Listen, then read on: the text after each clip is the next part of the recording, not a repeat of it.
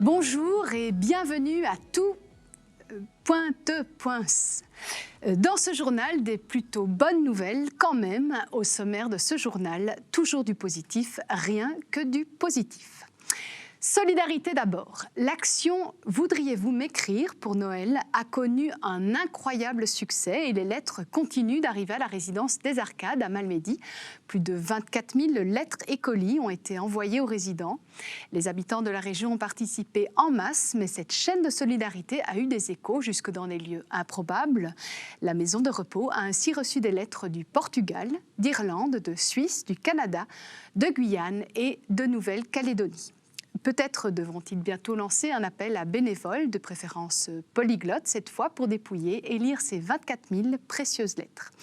Nous leur souhaitons également nos meilleurs vœux à eux, mais aussi à toutes les personnes âgées à travers le monde. En fait, on vous souhaite à toutes et à tous une très bonne année et une bonne santé. Quotidien. Mohamed Sridi, photographe amateur, nous fait profiter des plaisirs que lui offre son métier d'accompagnateur de train. Il a en effet pris l'habitude de partager sur les réseaux sociaux des photos pleines de poésie que nous vous invitons à découvrir. Bonne route Mohamed et merci de nous faire ainsi voyager au quotidien. Biodiversité dans les Fagnes, le loup Akela a trouvé chaussure à son pied puisqu'il a été rejoint dernièrement par une femelle. Observée le 22 décembre dans la commune de Wem, elle proviendrait de la région germano-polonaise. Sans doute a-t-elle décidé de rejoindre son chéri pour fêter ce beau Noël blanc. Comme quoi l'amour n'a pas de frontières et les loups n'ont pas besoin de Tinder. Regardez-moi cette belle bouille, hein. Ça, c'est qui ça? C'est qui ça? Ça, c'est qui là, ça? Mais ça, qui là? Mais j'ai peur de toi. Mais ça, c'est pas possible, ça. Mais que c'est bon, le petit coco, là, des coquilles.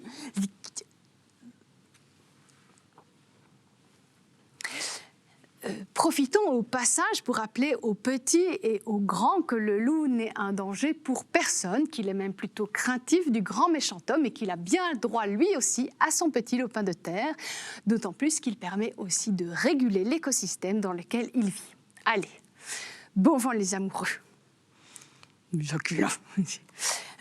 Économie.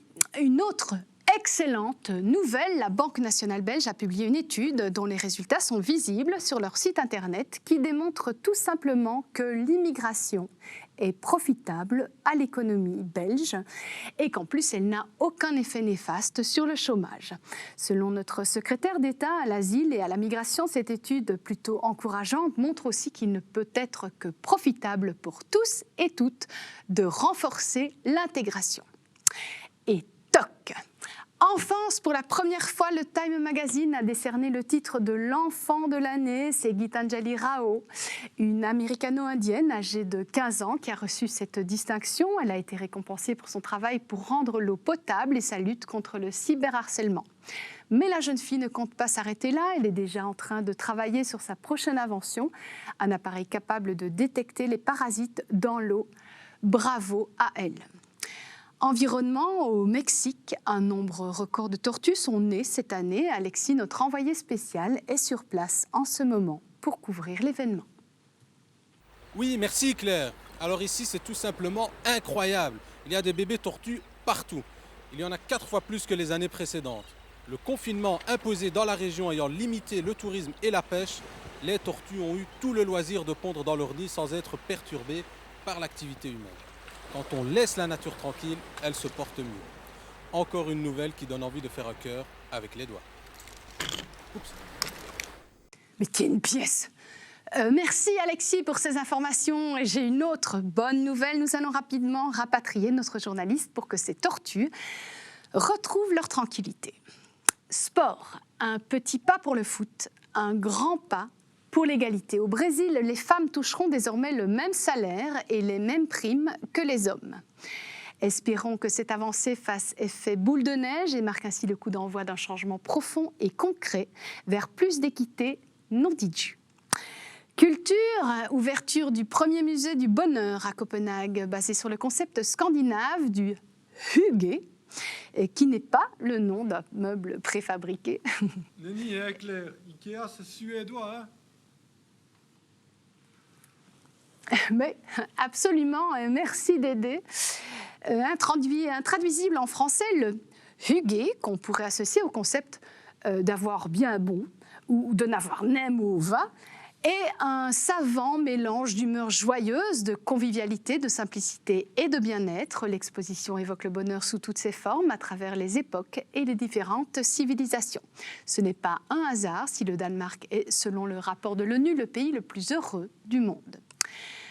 C'est la fin de ce JPBN QM. Vous aussi, vous avez de bonnes nouvelles à partager. Envoyez-nous donc un message à l'adresse ci-dessous. Merci en tout cas pour vos nombreux emails. Notre boîte aux lettres est quasi pleine, presque autant que celle du Père Noël. Et comme on dit chez nous, Inamayavu, ne si grande guerre, qu'on aille vinu an paille.